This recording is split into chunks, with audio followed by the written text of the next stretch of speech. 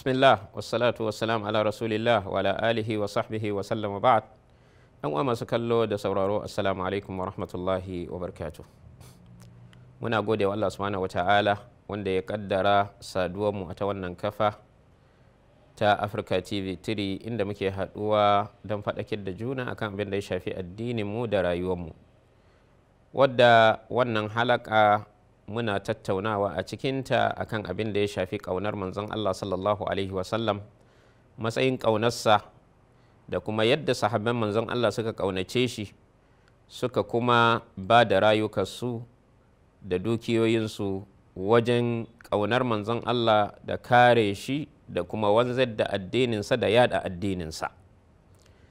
Mun zo kan gaba na mun ga a lokacin da yake raye irin waɗansu misalai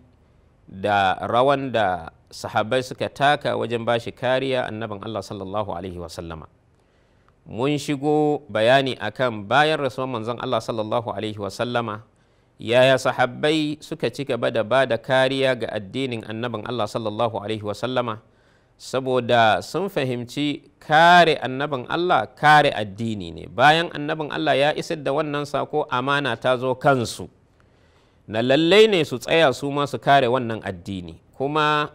wannan kariya da suke yi sun fahimci haka daga umarnin manzon Allah. Daga ci hadisin da suka tabbata Bukhari da Muslim akwai hadisin Abi Bakrata Nufai bin al-Harith, Allah ya kara masa yadda. Haka ya zo hadis Abdullah bin Umar da hadis Abdullah bin Abbas, Allah ya kara masa yadda, na huduban manzon Allah a hajjinsa ta bankwana, wanda bayan ya yi huduba sai yake cewa liyuballigha ash-shahidu minkumul ghaiba, ce wanda ya halarci wannan huduba ya ji abin da na faɗa to ya isar da shi ga waɗanda ba su samu dama suka halatta ba, wadda suke raye ko wadda suke za su zo nan gaba, wanda za a haifa cikin musulunci ko waɗanda za su zo cikin wannan al'umma, to a isar masu da wannan sakon da na zo da shi. Saboda haka la shakka annabin Allah ya sha faɗa masu irin haka, wanda hadisin da ya tabbata shi ma hadisin Jabir dan Abdullahi a cikin sahih Muslim a bayanin aikin hajji yake cewa khudhu anni manasikakum fa inni la adri alli la alqakum ba'da ami hadha, cewa ku kwaikwayi aikin hajjin ku daga gare ni, saboda bani da tabbas watakila ba zan sake haɗuwa da ku nan gaba ba. Saboda haka kenan akan wannan abin da annabin Allah ya karfafa sahabbansa a kai na isar da wannan sako ɗin, wanda daga cikin hadisin da ya tabbata sunan na Abi Dawud, hadisin Abdullah bin Abbas da annabin Allah sallallahu alaihi wasallam yake cewa sahabbansa, tasma'una minni wa yusma'u minkum wa yusma'u mimman sami'a minkum, yake ce musu za ku ji daga gare ni kuma za a ji daga gare ku, kuma za a ji daga waɗanda suka ji daga gare ku kuma. Kenan yana gwada masu cewa wannan sakon da ya yi ba wai iya shi ba ne, tunda annaban Allah an aiko shi ne da sako na gaba ɗaya, shi ne ƙarshen annabawa. Saboda haka dai sahabban manzon Allah sallallahu alaihi wasallam sun fahimci wannan. Saboda haka a wannan kissa da muke bayani na karkasuwan mutane bayan rasuwan manzon Allah sallallahu alaihi wasallama, wanda kashi ɗaya cikin ukunsu shubuha ta shigo tsakanin sabbin manzon Allah na shin za su yake su ne ko ya za su yi da su, saboda akwai dalili. Saboda haka kenan wannan dalilin shine ya shigar ma waɗansu daga cikin shubuha na shin waɗannan faɗin manzon Allah sallallahu alaihi wasallama an umarce ni yaki mutane har sai sun ce la ilaha illallah. Wanda ya ce la ilaha illallah to jininsa da dukiyarsa ya kubuta daga gare ni, sai da hakkin musulunci, kuma hisabinsa yana gurin Allah. To lokacin da Abubakar radiyallahu anhu, wanda shi fahimtarsa duk mutumin da ya kauce akan wani abin da annabin Allah ya bar mutane a kai, to ko ya miƙa wuya ko a yake shi ko a dawo da shi da karfin wato cin tuwo kenan. Saboda haka wannan ya saka shi Abubakar radiyallahu anhu ya himmatu ya yaki waɗannan da suka ce su ba za su ba da zakka ba, suka fahimci ba da zakka khususiyya ce, wanda da farkon al'amari kamar yadda muka ce Umar shi ma shubha ta kama cewa to ya za a yi a yake su tun daga abin da annabin Allah ya faɗa. A lokacin Abubakar ba wai hujja ya kawo ba, a cikin dalilin Umar da ya kawo masa, a nan ya kafa masa dalili da cewa cikin dalilinka ne hujja na yake na cewa a yake su,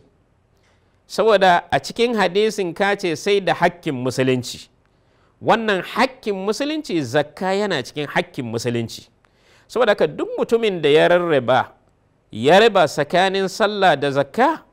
wanda ‘yan uwan juna ne alƙur'ani, duk inda aka ambaci sallah sai an ambaci zakka. So, wanda ya raba tsakaninsu ni ko sai na yaƙe shi, ko da ko ya hana ni igiya ne na ɗaure wato dabbobi, iqalan lau mana'uni iqalan igiyan da ake ɗaure raƙuma da shi, inda a ce ana ba da zakkansa suka hana, ko kuma anakan ɗan taure suka hana ni, laqataltuhum ala man'i, da sai na yake su akan hana ni wannan hakki na musulunci. A lokacin Umar yake cewa wannan jajircewa da Abubakar yayi, sai Allah ya buɗe ya yalwata ƙirjina na fahimci lallai abin da Abubakar yake faɗa shine gaskiya, saboda wannan shine kare addini, shine kuma ci gaba da wanzuwan addini. Kenan wannan kariya da suka yi na bawa addinin musulunci kariya bayan rasuwan manzon Allah, kenan har yau kai ma kana da wannan, wato in dai kana ƙaunatan manzon Allah sallallahu alaihi wasallama, to ka ƙaunaci hadisan manzon Allah, ka ƙaunaci shari'an manzon Allah. Duk lokacin da aka ce hadisi ya tabbata, duk wanda kaga yana ƙoƙarin kawo zagon kasa, ko kuma yake lalata, ko yake ɓata, ko yake wani abin da yake ya saɓawa wato waɗannan, to yana cikin hakkin so da kaunar da kake wa annabin Allah, ka nuna ƙariya wa addininsa da hadisansa, wadda waɗannan sahabbai suka naƙalto kamar yadda annabin Allah ya umurce su, wanda kuwa wannan shine wato dalilin da annabin Allah ya faɗa musu cewa su isar da waɗanda suka halatta suka ji su isarwa wanda ba su ji ba, wanda ya sake tabbata a sunan na Abi Dawud, hadisin Zaid bin Thabit, Allah ya ƙara masa yadda yake cewa annabin Allah sallallahu alaihi wasallama ya yi addu'a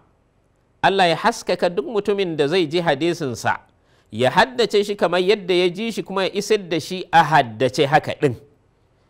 Allah ya haskaka masa. Kaga wannan addu'a har yau tana nan ga duk mutumin da yake ƙaunar manzon Allah sallallahu alaihi wasallama, ya isar da sakon hadisansa, ya isar da sakon addininsa. Wannan duk yana cikin kariya da nuna ƙauna ga annabin Allah sallallahu alaihi wasallama, na duk wanda zai kawo wani ɓarna ko wani abin da zai lalata hadisansa, ka nuna ɓacin ranka, ka yi duk abin da za ka yi na ganin cewa ka ceci, ka ba da kariya wa addinin annabi Muhammad sallallahu alaihi wasallam, in dai kana ƙaunar annabin Allah ƙauna na gaskiya. Saboda haka dai, haka sabon manzon Allah sallallahu alaihi wasallama bayan rasuwansa suka ci gaba da ƙaunatarsa da yaɗa addini, wanda saboda wannan ma muka samu waɗansu daga ciki ma sun bar garin Madina, sun shiga garuruwa don yaɗa addinin musulunci. Duk wannan yana daga cikin wannan kariya da ƙauna da suke wa annabin Allah, wanda kuma duk abin da suka ga wani yayi da ya saba wa sunnan manzon Allah, wanda sun tabbatar annabin Allah ya faɗa, suna fushi da shi. Misali daga ciki hadisin da ya tabbata Bukhari da Muslim, kisan Abdullah bin Umar na sumbatan Hajarul Aswad ko kuma Ruknul Yamani, wanda yake tare da shi cikin ɗalibansa ya lura Abdullah bin Umar baya sassauci wajen sumbatan Hajarul Aswad, sai yake ce masa, na lura kana matsanta wa kanka wajen ganin cewa sai ka sumbaci Hajarul Aswad, me yasa haka? Yace na ga manzon Allah sallallahu alaihi wasallam na sumbatan Hajarul Aswad, saboda haka ba zan gushe ba ina sumbatarsa matukar ina rayi. Sai wannan yake ce masa, to ya za ka yi idan cunkoson mutane ya yi yawa, cincirindon mutane suka yi yawa, ta inda ba za ka samu daman haka ba? Ya ce ka ajiye wannan zato-zaton da kake faɗa can, na ga annabin Allah na sumbatan hajarul aswad, ba zan gushe ba ina sumbatarsa. Wanda ya tabbata Bukhari da Muslim, hadisin da manzon a hadisin Abdullah bin Umar din har yanzu, da ya zo cewa annabin Allah sallallahu alaihi wasallam ya ce la tamna'u ima Allahi masajid Allah, kada ku hana bayin Allah mata masallatan Allah. To a lokacin da Abdullah bin Umar ya faɗi wannan hadisi, akwai ɗansa Bilal, ya lura da yanayi yadda mata suka canza, yanayin tarbiyya ya taɓarɓare ya lalace. Shi yake ganin cewa shi kam yana ganin ba zai iya sakan matarsa ta fita masallaci ba a wannan yanayi, da tabbas bayan annabin Allah an samu taɓarɓarewa na tarbiyya ba kaman da ba, wanda wannan ya tabbata Bukhari da Muslim hadisin Aisha, Allah ya ƙara mata yadda take cewa da a ce annabin Allah ya riski abin da mata suka haifar a yau na taɓarɓarewan tarbiyya, da ya hana su zuwa masallaci. Kenan ba wanda yake da hakkin ya hana su sai shi annabin Allah. To lura da irin wannan, shi ɗan Abdullah bin Umar yake cewa shi kan zai hana matarsa. A lokacin Abdullah bin Umar da ya ji wannan magana, sai yake cewa ina ce maka annabin Allah ya ce kar a hana su, ka ce za ka hana su? An ce ya zage shi zagin da bai taɓa yin irinsa ba, saboda ya ƙalubalance hadisin manzon Allah da ra'ayinsa. Wannan duk ke gwada mana wato irin yadda sahabban manzon Allah sallallahu alaihi wasallama suka ba da kariya ga addinin annabin Allah, irin ƙaunar da suke wa annabin Allah bayan rasuwansa, wanda ya tabbata Bukhari da Muslim hadisin Aisha, bayan rasuwan manzon Allah sallallahu alaihi wasallama take cewa Ali ibn Abi Talib da Abdullah ibn Abbas da Fatima sun nemi Abubakar ya riba masu gadon abinda annabin Allah ya bari, ya hana su, ya tuna masu faɗin manzon Allah sallallahu alaihi wasallama na cewa su taron annabawa ba a gadon abin da suka bari. Abin da suka bari na musulmi ne gaba ɗaya, na baitul malin musulmi ne. Saboda haka ya tunatar da su wannan. Saboda haka lura da cewa lokacin halakan ya cin mana, za mu dasa aya a nan gurin, insha Allahu ta'ala idan muka dawo za mu ɗora bayani bayan halaka ta gaban Allah ya yadda. Muna roƙon Allah ta'ala ya sanya mu a cikin masu ƙaunar manzon Allah, masu kare addininsa. Da wannan nake cewa subhanakallahumma wa bihamdika ashhadu an la ilaha illa anta astaghfiruka wa atubu ilaik. Wassalamu alaikum wa rahmatullahi wa barakatuh.